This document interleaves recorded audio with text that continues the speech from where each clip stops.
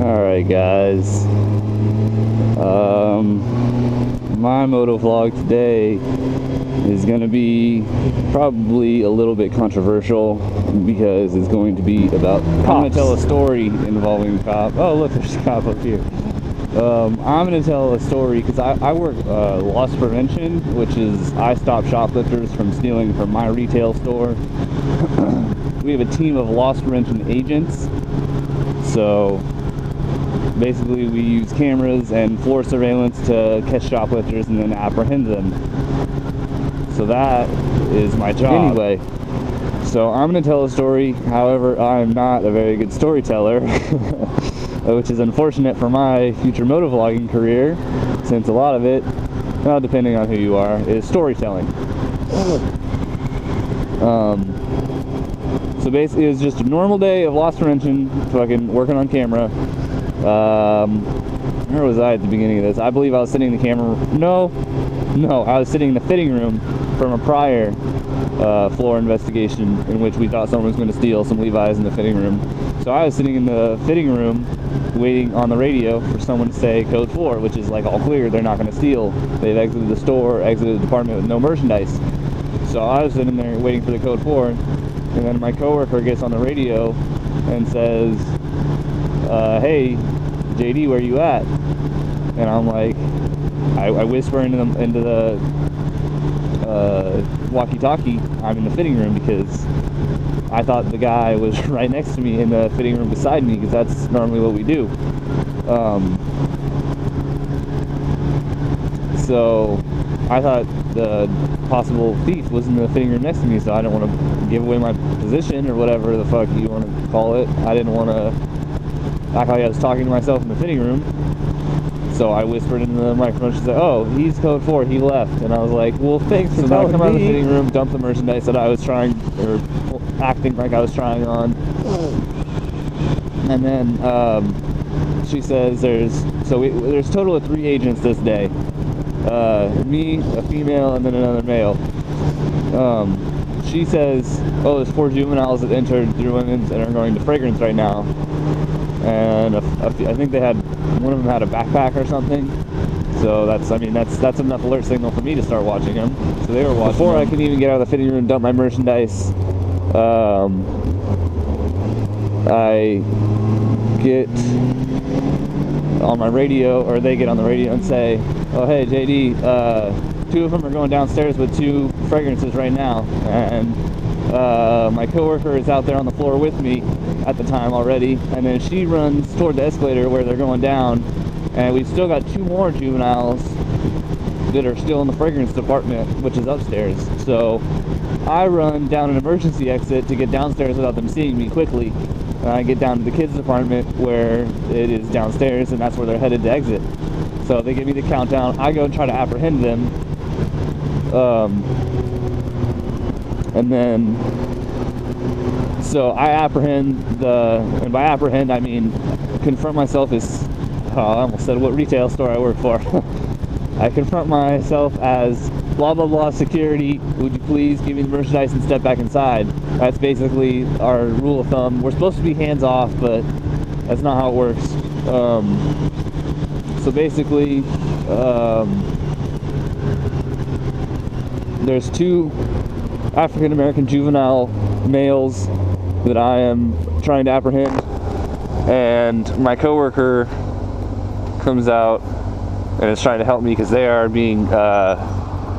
saying, "No, I'm not going back inside," which is about half the people do that, which is annoying as fuck because it makes my job harder. But understandably, if you're a criminal, you don't want to go to jail, you don't want to be prosecuted, you don't want to, but I mean, it really is easier. All we do is give you a fine. I mean, unless it's some real shit that you stole or is armed robbery, then that makes it completely different. But this was just petty theft. They walked out with 2 fragrances. He immediately said, "Oh, okay, I didn't know I had them still," which is, of course, bullshit. How the fuck do you not know you have it in your hand? Walk out. I recover the merchandise, which is that he hands me the merchandise and says, "Oh, I didn't know I had it. Okay, blah blah. We got to come back inside and fill out some paperwork because that's what we do." It'll just take 5 minutes. He says no, blah blah blah. So there's two of them. Only one really stole. So only one walked out with merchandise. So we only want one of them. But the other one is trying to get involved and trying to defend him and say, no, don't go inside, blah, blah, blah. Because there was a younger one and an older one. The younger one is the one who actually walked out with the stuff. And then the older one is saying, no, don't go back inside with them. No, don't go back inside with them. Which is stupid, is teaching him wrong shit, but whatever. Regardless, my coworker, the female, she's a smaller female. I'm not huge, so I'm not very intimidating. But the African American kids were racist against me. They were like very, very against me trying to get them back inside. But when my African American coworker tried to, they kind of let up and was like, all right. But he doesn't touch me, talking about me. So, what the fuck's this person doing? Anyway. So what happens after that? Mall security comes by, and they're on a little Segway. I don't really like dealing with mall security. I like to just wait for PD, because they're a lot more reliable. Mall security is just like us. They're supposed to be hands off. They can't do shit, but unfortunately we can't either. So they start pushing us away. We get out maybe 30 feet from the store. So it's mall security and two agents, including myself. And they still don't come back inside. They just start walking away. So I tell my other coworker to call PD, which is the local police department, which is cops. So I thought he was getting on the phone with them, but he was still working on the other two juveniles. They were still upstairs in fragrance at the time. So my coworker that was down there with me trying to apprehend the two juveniles, the first two juveniles that walked out with two fragrances, the two males, has to go back inside and then make the apprehension on the other two that walk out with fragrances. And I wasn't there for that apprehension, so I don't know how that one went down. So I couldn't tell you what exit they did or what they said, but so I end up back in the office after the two walk away from me, and I thought PD was going to meet me outside, because there's a local police department substation, which is just a small police station basically, outside of the mall entrance, in which they walked out of. But nobody was on the phone with PD, and I didn't have my cell phone, so I couldn't do anything. And there was a police car right outside there, but no. So what happens is the two get away. They're scot-free right now, basically. Well, still right now. I mean, we haven't caught either of them, but anyway. So I'm out of radio frequency distance or whatever, so I can't hear what's going on. But by the time I get back to the LP office, there's two juveniles, one female, one male, one Hispanic female, and one African American male. They're both, I believe they're both 18 or 20 or something like that, so they weren't juveniles, actually. They just look like kids. But, so there's two kid-looking adults, I guess, in there.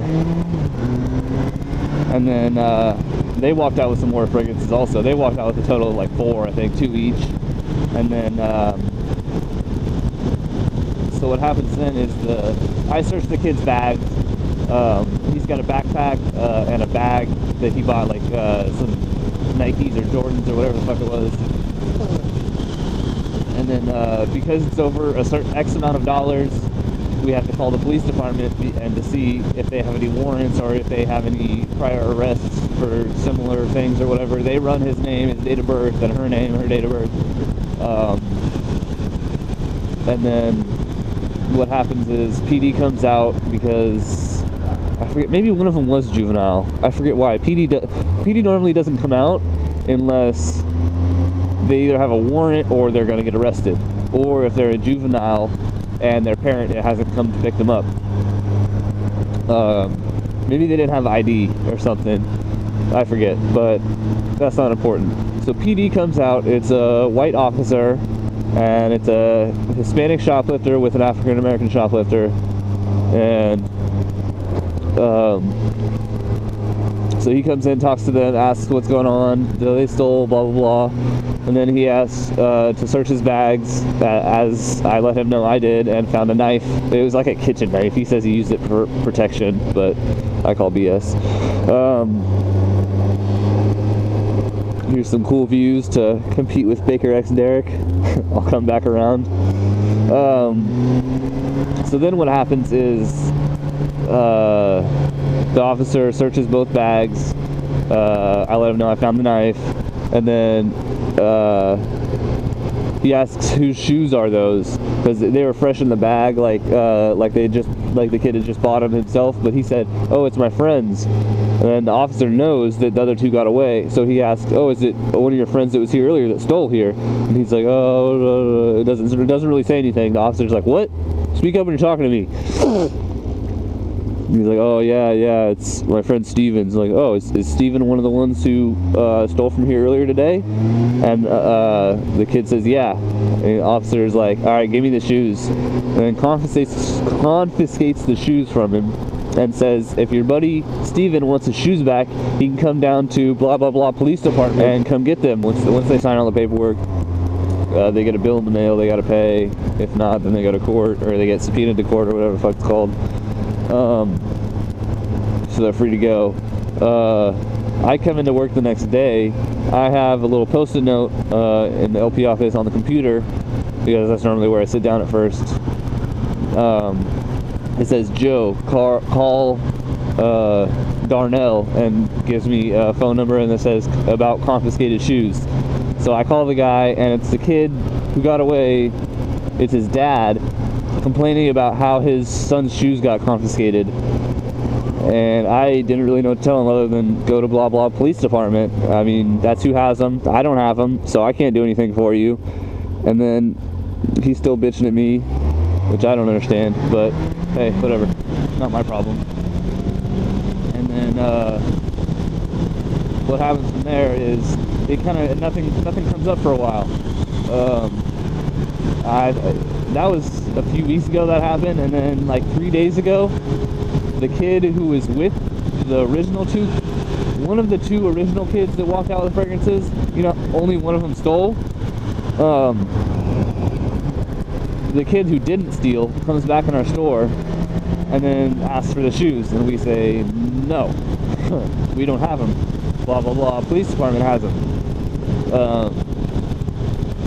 So we say, "Go down there." And then I think it was the same day. It may have been the day after. The officer comes. The father has been in contact with them, and he's trying to get the son's shoes back. Blah blah blah. So what's going on now is the police officer brought the shoes back into our office.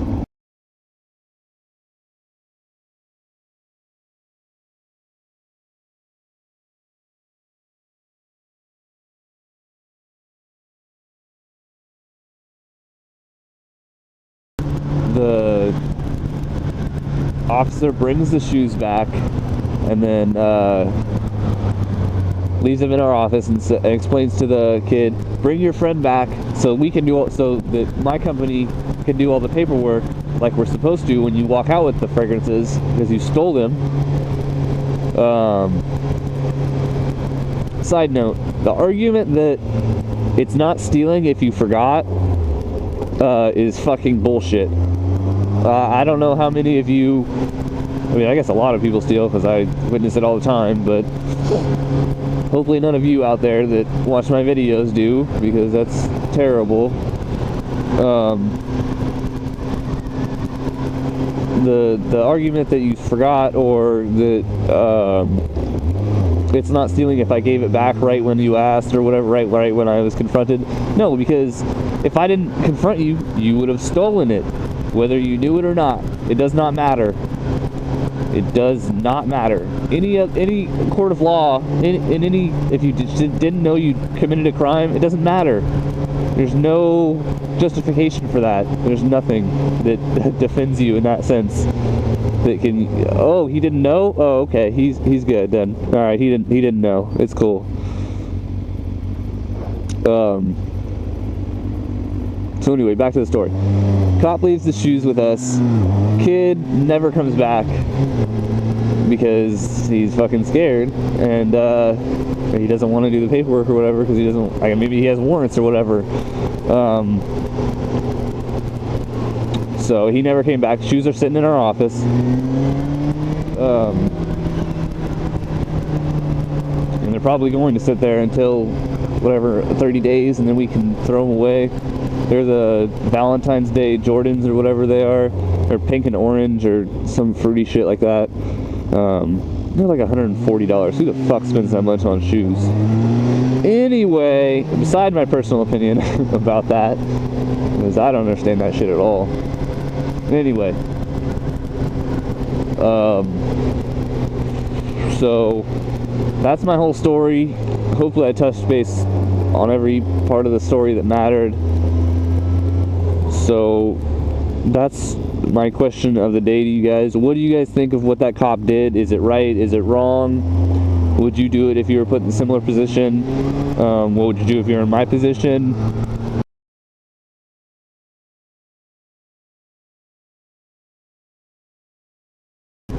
Now I hope my storytelling is as popular as Ride Victoria's storytelling. And if you don't know who Ride Victoria is, he is a fantastic storyteller. Who motovlogs out of... Fuck, is it... Where the fuck's Victoria at? I forgot where he motovlogs out of. It's a cool place though, because it's not where I've ever been. I don't believe it's in the United States. Yeah, it's not in the United States. I don't even think it's Canada. I don't know. I just know he uses kilometers.